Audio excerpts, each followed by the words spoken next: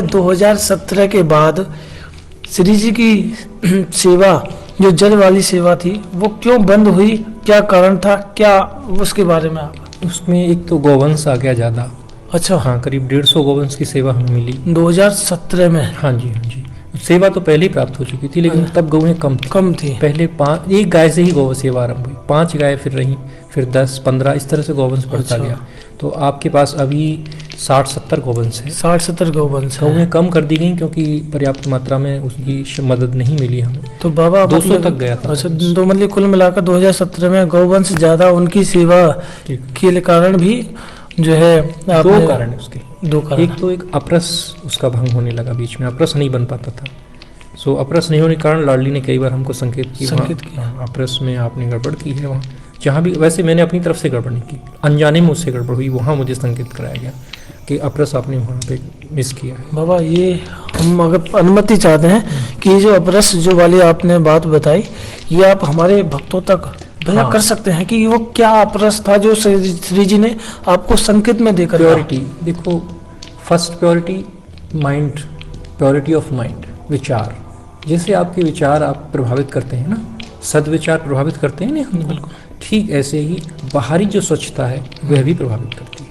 हाँ, अशुद्ध वस्तुएं लेने से, भोग में पाने से, अशुद्ध वस्तुएं पहनने से या शरीर को अशुद्ध अवस्था में रखने से आपके विचार भी अशुद्ध हो जाते हैं।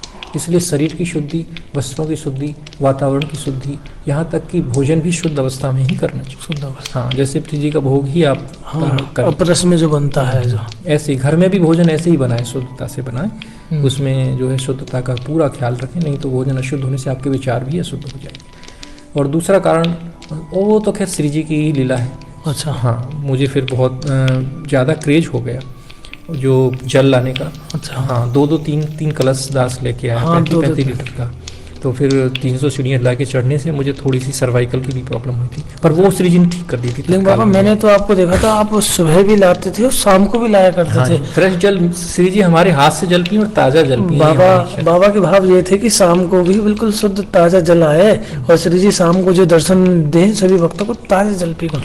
तो बाबा, जैसे 2005 में जब श्री जी ने आपकी सेवा स्वीकार करी, उस समय तो कुटिया नहीं थी, लेकिन उस समय आपका जीवन कैसे बीता? कहाँ रहते थे, कहाँ आपकी साधना होती थी? स्वामी की सेवा महल में, पूरे दिन महल में समय बिताने के बाद रात्रि में फिर वहीं वृक्ष के नीचे, जो ब्रह्माचल पर्वत। हाँ जी, ब्रह्माचल पर्वत पर एक शिला है। हाँ, और वो शिला मुझे जहाँ मिली, उसी शिला पर आज भी मैं विराजमान हूँ।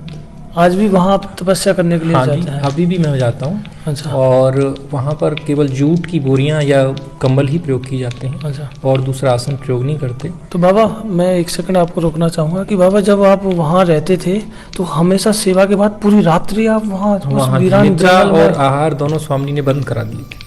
अच्छा, निद्रा और आहार दोनों बिल्कुल सख्त आदेश था उनका। पूर्ण ब्रह्मचारी जीवन एवं निद्रा और आहार पूर्ण निषेध है। तो बाबा, आपका जो, जैसे हर किसी जीवन जीने के लिए भोजन की या फिर प्रसाद की आवश्यकता होती है, लेकिन उस समय आपके पास कौन सी पावर थी? दिव्य स्वामी की सेवा, तो उससे शक्ति मिलती थी। तो श्री जी का कोई प्रसाद ग्रहण करते थे, जल या से? प्रसाद नहीं, केवल श्री जी का चरणामृत जिसमें श्री जी स्नान करती। अच्छा, जो श्री जी का स्नान का जो जल आता था वही आप पीते थे? मैंने कई बार देखा भी था कि बाबा के लिए बहुत बड़े बड़े, जो क्या कहूँ मैं, अब बयान नहीं कर सकता, बड़े बड़े अधिकारी, यहाँ तक कि स्वयं पुजारी जी बड़े बड़े पात्र में बाबा के लिए ब्रह्माचल पर्वत पर, बिल्कुल जो राधा रानी मंदिर से नीचे की ओर है, वहाँ वीरान जंगल में बाबा के लिए बड़े बड़े डोलू में भरकर बाबा के लिए ले जाया करते थे। बाबा जब उस दौरान कितने वर्षों तक आप वहाँ उस ब्रह्माचल पर्वत पूरी रात्रि तक रहे? कितने वर्ष? अभी भी हूँ, और लगातार जो मेरा लगातार वास रहा है वो मेरा 12 वर्ष का है। 12 वर्ष आपने ब्रह्माचल पर्वत पर वीरान जंगल में एक पेड़ के नीचे अपना जीवन यापन किया। आज भी वो आवश्यक है, मैं आसन पे जाऊँ और वहाँ। आज भी जाते हैं? आज फिलहाल में आप कितने घंटे तक वहाँ रहते हैं? वहाँ रात्रि भर रहता हूँ। अच्छा, आप रात्रि वहीं? प्रातःकाल आता हूँ, गौ सेवा करके फिर उसके बाद जाता हूँ। फिर रात शाम के समय गायों की सेवा में, अभी आपने देखा। हाँ, मैंने देखा। दवाइयाँ पिलाना और जो कमजोर गाय हैं उनको अतिरिक्त जो मिनरल मिक्सचर, कैल्शियम वगैरह दिया गया वो देना। अच्छा, तो वो सब देना। तो बाबा, मैं देखिए, श्री जी की इतनी आपने बड़ी तपस्या करी, श्री जी ने शक्ति आपको दी, तो उन 12 वर्षों के दौरान ब्रह्माचल पर्वत तो बहुत सारी लीलाएं होती हैं, स्वयं श्री जी के भी दर्शन होते हैं। और मुझे विश्वास है, जब आपने श्री जी की इतनी कठोर तपस्या की और श्री जी के लिए अपना सर्वस्व जीवन त्याग दिया, सर्वस्व श्री जी के लिए लगा दिया, श्री जी की साधना में लगा दिया, तो श्री जी ने अवश्य दर्शन दिए होंगे। कोई एक हाँ, ये लीला तो- श्री जी की हम अच्छा, जानना चाहते हैं। बताएं। हाँ स्वामी की तो अनंत लीलाएं हैं और अनंत लीलाओं में कुछ अनुभव दास से भी जुड़े हुए हैं, जय हो। लेकिन ये गोपनीय विषय हैं और गोपनीय लेकिन रहे। मैं ज़्यादा नहीं, हाँ, ठीक है। बस ज़्यादा जो नहीं। हमारे भक्त सच में ये जान करना बड़े ऐसे उनमें जोश बन जाता है कि जो संतों के भाव सुनते हैं ना, ठीक है। तो 2-3 घटनाएं हाँ बस 2-3 घटना। हाँ, एक तो मैं ब्रह्माचल पर्वत की जो है, ये बाबा वृषभान जी महाराज का मुख है, जी वृषभानगढ़। विश्वानगढ़। तो हम लोग अपने आप में कुछ नहीं, बाबा वृषभान जी का साक्षात मुख है। जी तो इसमें जो बैठ गया वह तो स्वयं बाबा महाराज की कृपा पा गया कृपा पा गया। और स्वामी की कृपा पा गया। तो जो कुछ भी करता मैं करता हूँ, ये स्वामी है। लेकिन दास को 2-3 अनुभव ऐसे हैं जो बता देता हूँ। वही। कुछ अनुभव और भी हैं, अनंत हैं अनुभव तो। नहीं। और वो कुंज है जहाँ मैं बैठा हूँ, बिल्कुल। स्वामी का है।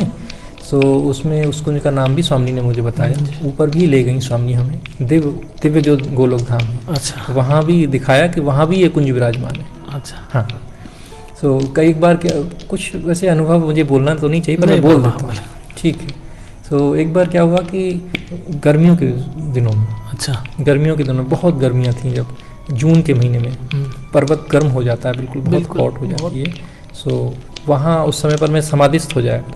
तो एक दिन समाधिस्थ हो गया, 7-8 दिन के लिए समाधिस्थ हो गया। बिल्कुल 7-8 दिन के लिए। सब कुछ बंद हो गया। वो मेरी जगह जो सेवा करती शशि माता क्या करती थी, अच्छा, वो जल की सेवा गौशाला भी वाली, बंद हो गई। गौशाला वाली। गौशाला वाले। तो उसके बाद हम जो है उठे, समाधि टूटी, तो 7 हमने दिन के सोचा आज अगले दिन है। अच्छा। हाँ, यानी कि नित्य लीला में प्रवेश कर। हाँ।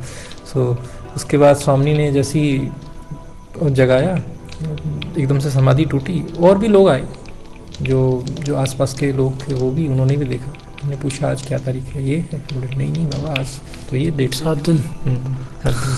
तो फिर थोड़ी देर बाद ही हम बेहोश होकर गिर गए, क्योंकि उसके बाद फिर स्वामी ने, वो जल की आवश्यकता थी, जल अच्छा, पीने के लिए, जल पीने के लिए। जल पीने की इच्छा हुई। हम चल कर जाना चाहते थे हम्म। जल के लिए। श्री जी में ही जल पीते थे, हाँ श्री जी का ही चरणामृत पीते थे। सो आके वहाँ से लाने के लिए कोशिश कर रहे थे, सो गिर पड़े रास्ते में। गिर पड़े। वहीं गिर पड़े, थोड़े 10 कदम चल के गिर पड़े। ये ज़्यादा दिव्य है, ये बातें बताने की आवश्यकता नहीं बाबा, क्योंकि तो- मेरे निगूढ़ अनुभव है ना स्वामी के साथ। बिल्कुल। लेकिन फिर भी आप लोगों को चेतना हेतु तुम बता रहा बिल्कुल। हूँ। तो स्वामी ने एक जो पेड़ है, जो धोक लगी हुई है, अच्छा। हाँ, उसमें उंगली डाल करके ऐसे उंगली घुसाया स्वामी ने, सर्वेश्वरी ने घुसाया, और उसमें से चल गया। ओह, उसमें से जल। हाँ, दिव्य जल, चरणा में जैसा जल। उसे पीने के उपरांत में एकदम ऐसा ही होगा जैसे नित्य किशोर युवा हो जाता है, पूरी ताकत, पूरी शक्ति आ गई। मतलब जहाँ मूर्छित होकर पड़ गए थे उसी के पास धो के दिन पेड़ मैंने में। बताया नहीं, मैं पूरे दिन बता दूंगा आपको, तब आपको पूरा विश्वास हो जाएगा। वो 22-21 दिन में बैठा था। अच्छा।